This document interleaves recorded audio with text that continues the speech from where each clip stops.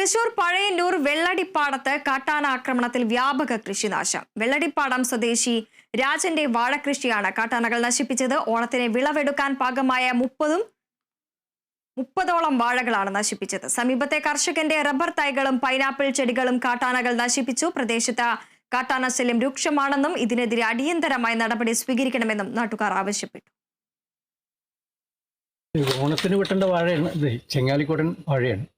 ഈ വാഴ ശരിക്കും 1000-ന് മുകളിലാണ് കഴിഞ്ഞ പ്രാവശ്യം ഞാൻ ഒരു കൊലയ്ക്ക് കൊടുത്തത്, എനിക്ക് കിട്ടിയത്. പക്ഷേ ആ വാഴയാണ് ഇപ്പോൾ വന്നിട്ട് കാട്ടുമൃഗത്തിൻ്റെ ആനയുടെ ശല്യം കൊണ്ട് നശിപ്പിച്ചിരിക്കുന്നത്. ഭീകരമായൊരു നഷ്ടം എന്ന് പറയുമ്പോൾ എനിക്കും മറ്റുള്ളവർക്കും ഇതേപോലെ സംഭവിക്കാൻ സാധ്യതയുണ്ട്.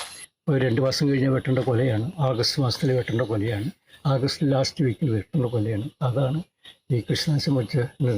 കൃഷിക്കാർക്ക് ഇത്തരത്തിലുള്ള നാശനഷ്ടം വരുമ്പോൾ അവർക്ക് ഇനി കൃഷി ചെയ്യാനുള്ള ഒരു മാർഗ്ഗം ഇല്ലാതാവുകയാണ്. അപ്പോൾ എത്രയും പെട്ടെന്ന് ഫെൻസിങ് ഒക്കെ ചെയ്ത് ആനേനെ ശല്യം ഇല്ലാതാക്കാൻ വേണ്ടിയുള്ള നടപടി അധികൃതർ എത്രയും പെട്ടെന്ന് എടുക്കും എന്ന് വിശ്വസിക്കുന്നു.